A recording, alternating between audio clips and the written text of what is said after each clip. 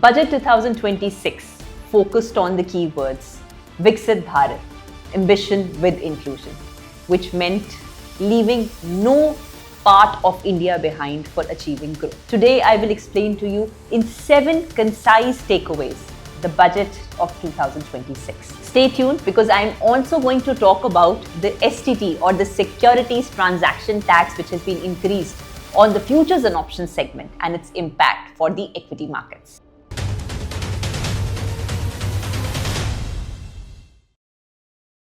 Let's talk about the big picture first, that is achieving fiscal discipline with the growth.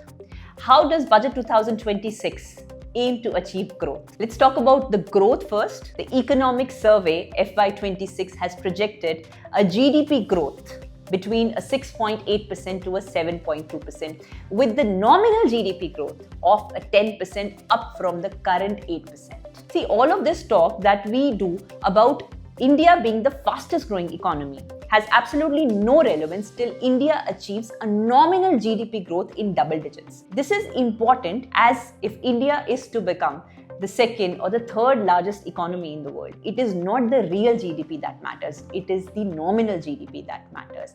And that is expected to grow from the current 8% to a 10.5% by FY27. And how does it expect to achieve this nominal growth? Let's talk about expenditure first. So India is estimated to spend a 53 lakh crore figure in FY27.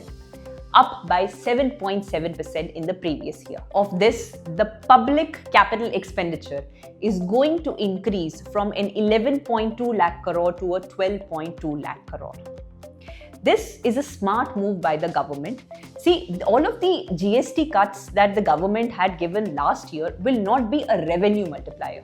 But the increase in capital expenditure, the increase in infrastructure development on roadways, airports, highways, these are expected to be revenue multipliers in the future and are directly expected to contribute to the fastest growing economy that we are looking for. Not just growth, but India is closely monitoring its fiscal deficit. The fiscal deficit, which was pegged at 4.4% in FY26, is expected to drop to 4.3% in FY27. See, this fiscal deficit is a very important indicator that long-term FIIs look out for. If long-term FIIs are expected to continue to invest in the Indian equity markets, then they closely monitor this fiscal deficit number. Not just this, but if India is to achieve all the trade deals that we are looking at, then also this fiscal deficit is a very important parameter that countries across the world will look out for. India is going to scale up manufacturing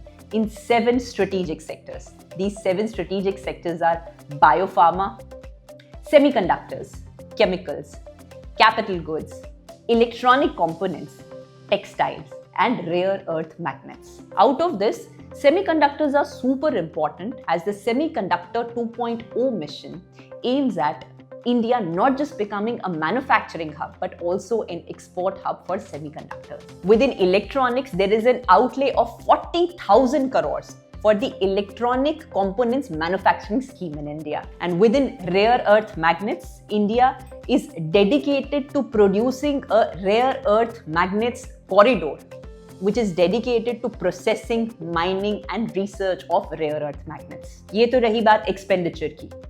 जब expenditure इतना rise कर रहा है, then how is India going to control its fiscal deficit? It aims to do so by cutting down the subsidies. So जहां पिछले साल subsidies 14% of revenue receipts थी, वहीं इस साल subsidies को कम करके 12.9% of revenue receipts कर दिया गया है. अब बात करते हैं the elephant in the town, which is the Securities and Transaction Tax. So the government has increased the STT on futures and option segment both. This move is clearly marked to reduce the retail participation in the futures and option segment, जहां पर retail investors को बहुत भारी नुकसान उठाना पड़ता है. This is clearly not aimed at increasing any kind of a revenue, but solely done to protect retail investors from heavy losses. So what is this move? On futures, the STT has been increased from a 0.02% to a 0.05%. And on options, the STT has been increased from 0.1% to a 0.15%. What is the aim? And what is the impact on equity markets? This was one bullet which crashed through markets yesterday. This was a move which caused short-term pain to the equity markets, but it is a move which is going to give a long-term gain to the equity market. How? Retail investors are going to get discouraged with this move and will refuse or at least lower down their participation in the derivative segments and will gradually push or move towards the capital market segment, that is the equity markets, which means a direct increase in inflow to the equity market segment. यहाँ पर FIIs के flows पर भी impact होगा. FIIs, FNOs में heavily trade करते हैं. This move is going to increase the tax burden and hence will reduce the post-tax returns available to FIIs in the FNO segment. Only short-term FIIs, which are investing in India for the purpose of temporary gains or short-term gains, are interested in this move.